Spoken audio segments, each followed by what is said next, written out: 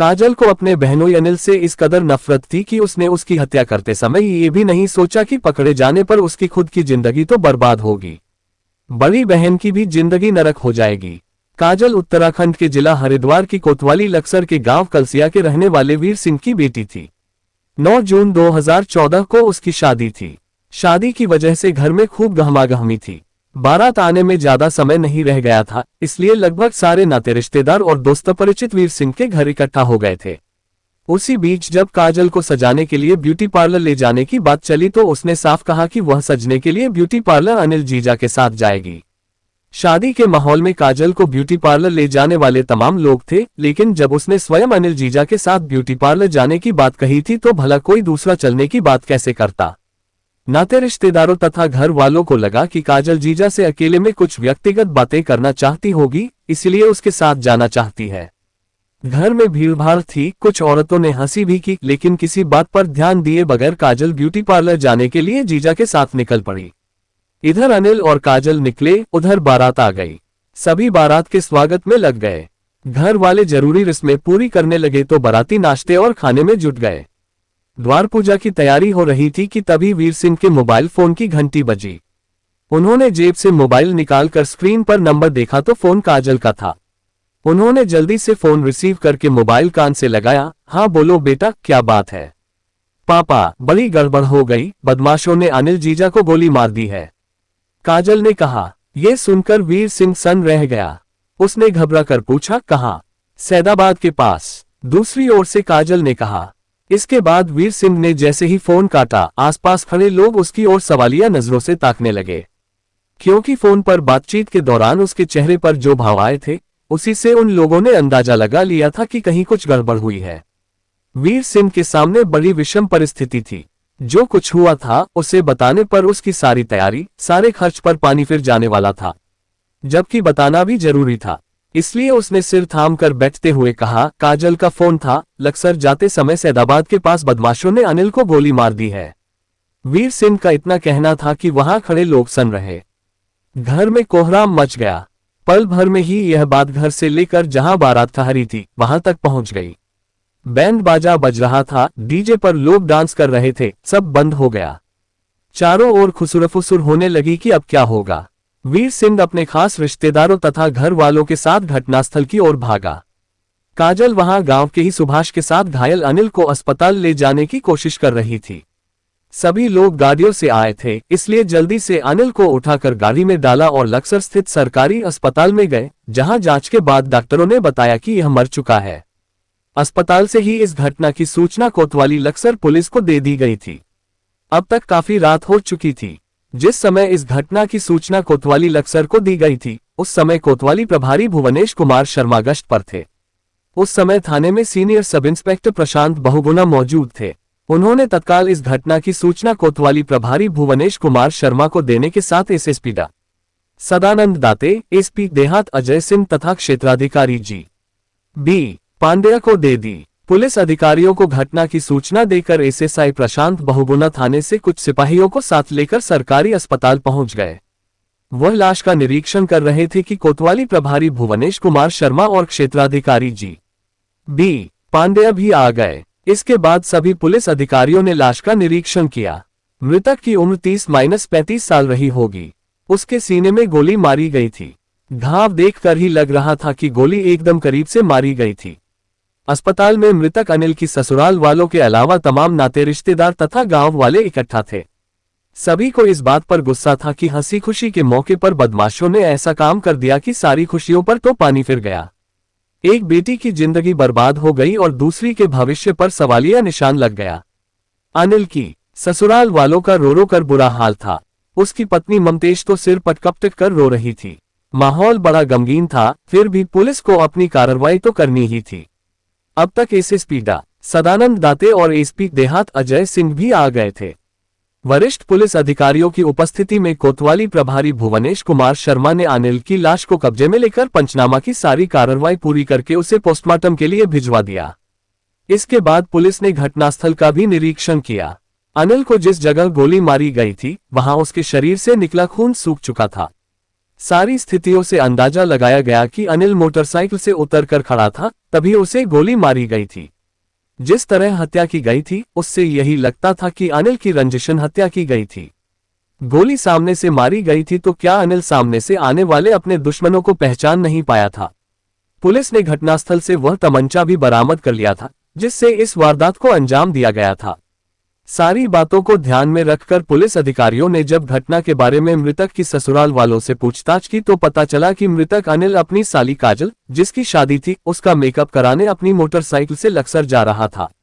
वह रयसी लक्सर रोड पर स्थित गांव सैदाबाद के पास पहुंचा तो काजल ने उसे लघुशंका के लिए रोक लिया। वह सड़क के किनारे लघुशंका करने लगा तो काजल भी थोड़ी दूर स्थित झाड़ियों में लघुशंका के लिए चली गई। काजल लघुशंका कर रही थी कि तभी उसे गोली चलने और अनिल के चीखने की आवाज सुनाई दी। वह जल्दी से उठी, पलट कर देखा तो अनिल जमीन पर पड़ा तड़प रहा था।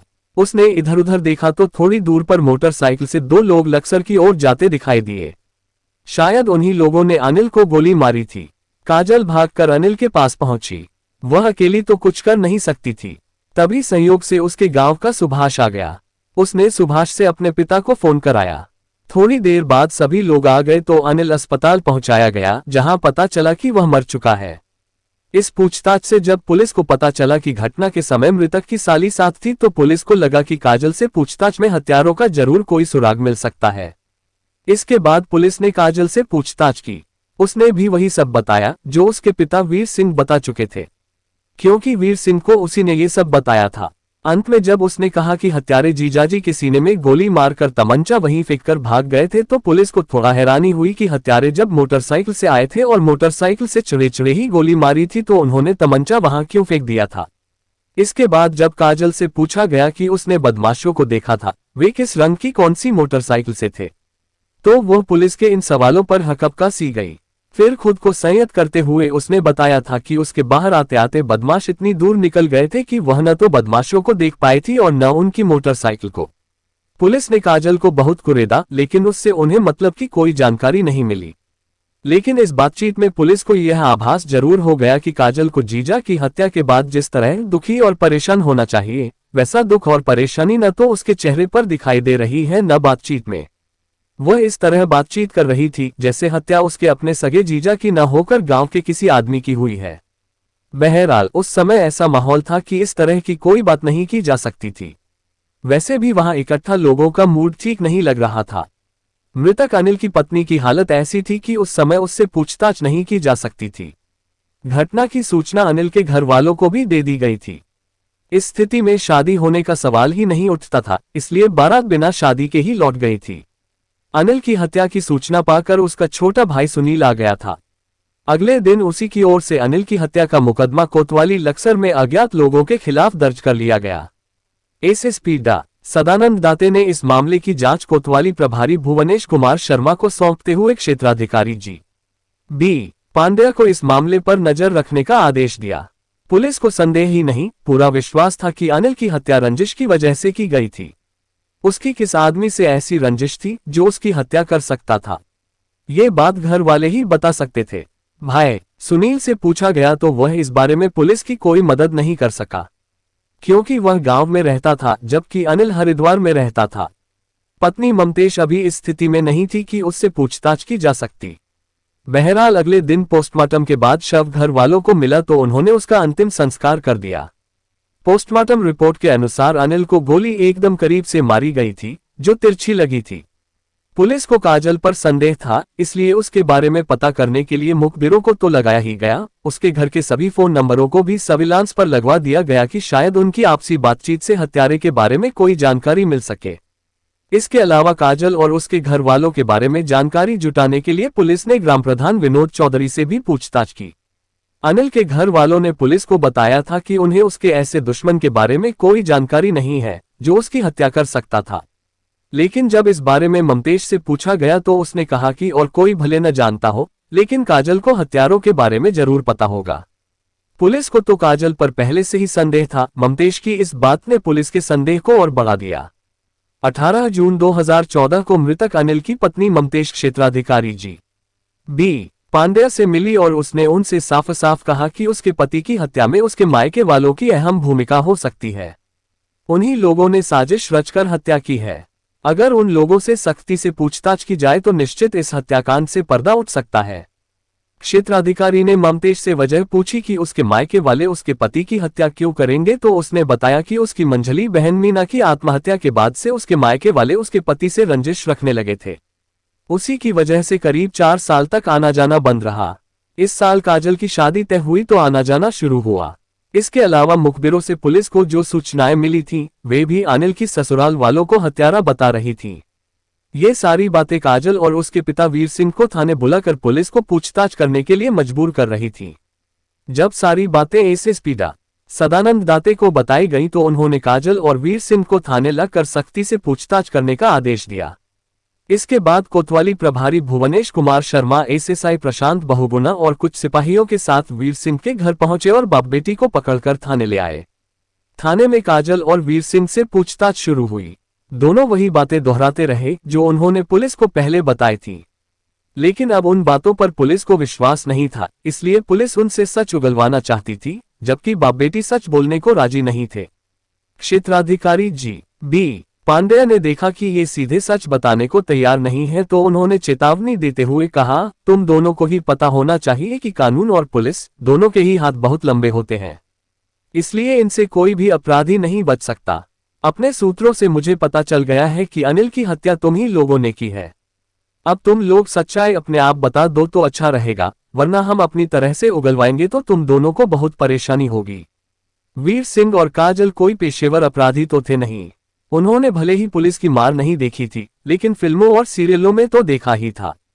इसके अलावा पुलिस की 3rd डिग्री के तमाम किस्से भी सुन रखे थे। जब उन्होंने देखा कि अब पुलिस का रुख कड़ा हो रहा है तो बाप बेटी दोनों ही फफक कर रो पड़े।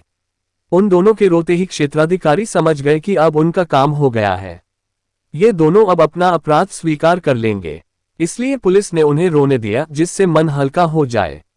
और सचमुच रोकर मन हल्का हो गया तो काजल और वीर सिंह ने अनिल की हत्या का अपना अपराध स्वीकार कर लिया। काजल ने बताया कि उसी ने अनिल की गोली मारकर हत्या की थी।